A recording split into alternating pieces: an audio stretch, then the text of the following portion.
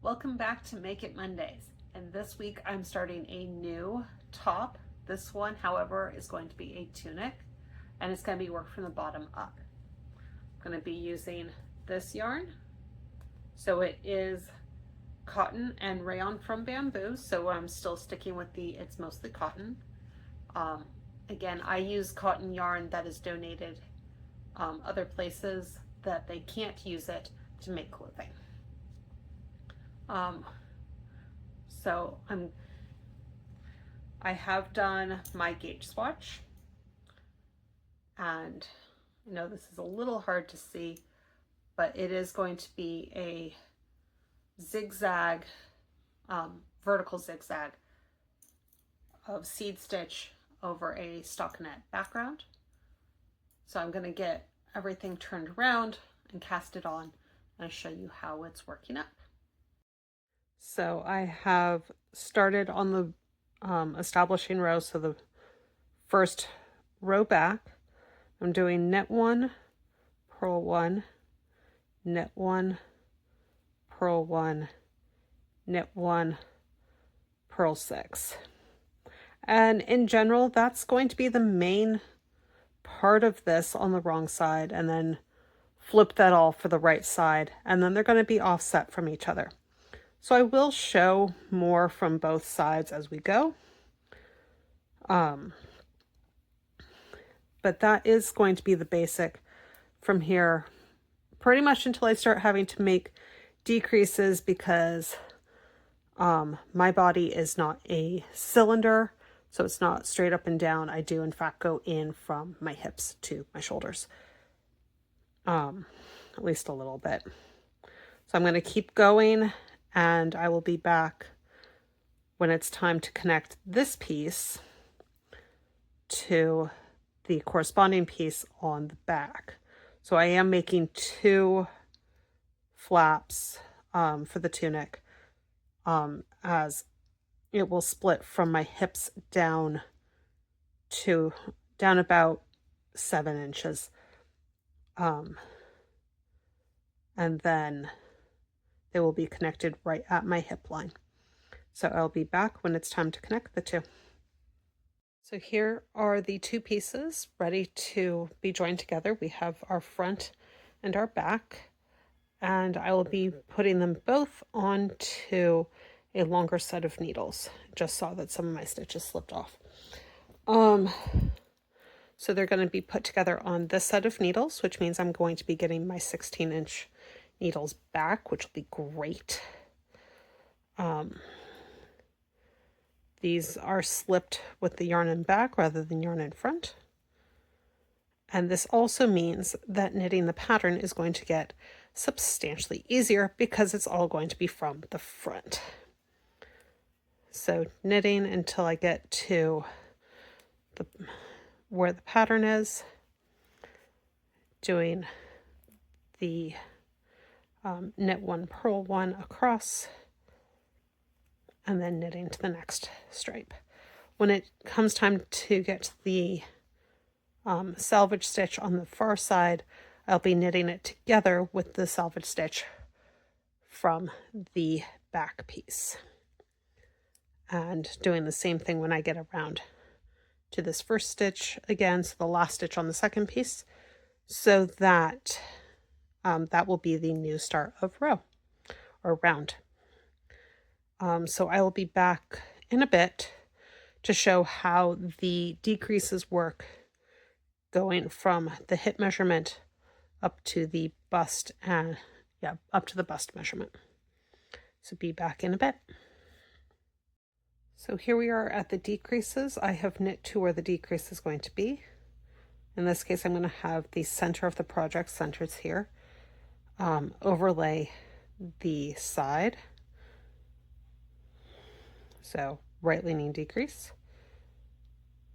going to work in pattern across, and then I'm going to do the opposite on the other side. So as a reminder, the pattern is seed stitch going in zigzags, so it is a lot of knit purl across. I'm just reading my stitches to see where I am.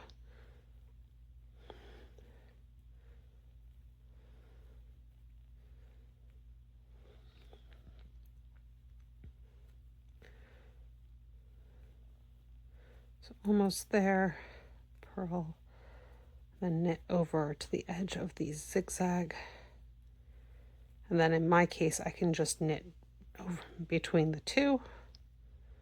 And that is the decrease on that side. So I've got a couple more decreases to go, and I will be back a little bit later to show the next step. So I've done the entire back. So now it's time to separate out the underarm and do the front. So I'm going to be slipping 15 stitches across, trying really hard not to drop any stitches.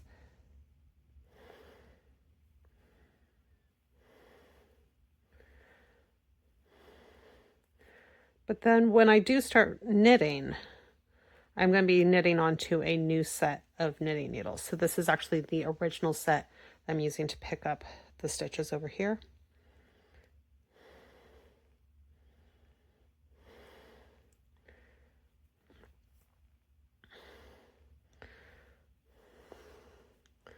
Then I'm going to be knitting across to the center stitch.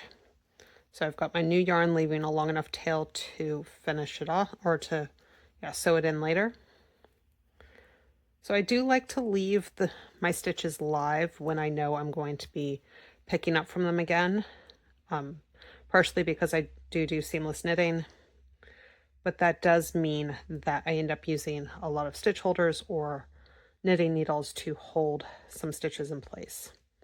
It also means that those sections of my projects are a little less strong because they don't have the bind off and then cast on. In my case, it's not that big of a deal. In some other cases, it becomes a much bigger deal. So if this was a cardigan rather than a t-shirt, if it was a heavier yarn, then it would become a lot larger of a deal. But if you're doing a seamed sweater, there will be bind-offs for the underarm and for shoulders, and then those will be sewn together after all the pieces are worked flat.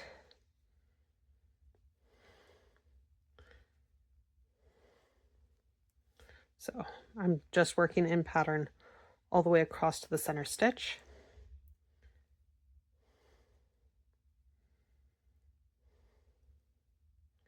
And then I'll be turning around and working back. I am going to be doing decreases every couple rows so that I have a V-neck in the center and the shoulder seam is approximately the right size. So I will be back to show you how that works up. So be back in just a bit. So here is the side of the front. Here's the back. I've counted off the right number of stitches so they will line up. Now we're going to do a knitted bind off, knitted 3 needle bind off. So I'm knitting through 2 stitches, then back through those 2 again, and binding off. So knit through, pull that second stitch over, and it's just like that all the way across. And on the last stitch, I'm going to pull the yarn all the way, or cut the yarn and pull it all the way through. So, and I'll be back to show how the sleeve is put on. So be back in just a bit. So now it's time to pick up for the sleeve. I'm going to find that first stitch that is slipped, insert my needle, leave a nice long tail to weave in the ends at the end, pick up a stitch, make sure I'm working with the working end, not the tail, pick up a second, third, and then I do a reverse E cast on to add the extra stitches. My ratio happens to be 4 stitches for every 6 rows, which means for when I'm slipping the stitches, it means that I am doing 3 pickups and then 1 added. So I'm going to do that all the way around, get everything set up in pattern. So doing the same pattern on the sleeve, and then I will be back when it's time to show how some of the decreases are working. Be back in a bit. So I've gone quite a ways down the sleeve. I'm about halfway through it. And now it's time to do another batch of decreases. So I'm slipping the 2 stitches so that the left hand stitch lays on top of the right hand stitch. As a reminder, because of how I knit, how I do these is a little different than typically described. So right leaning decrease, left leaning decrease.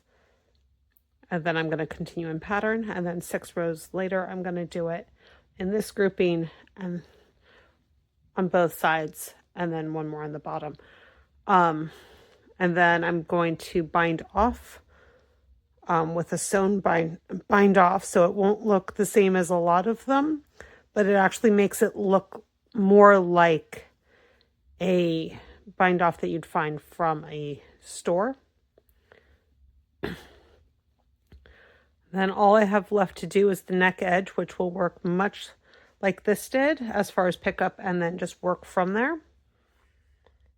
And that's kind of it. So I will be back with this on in just a bit.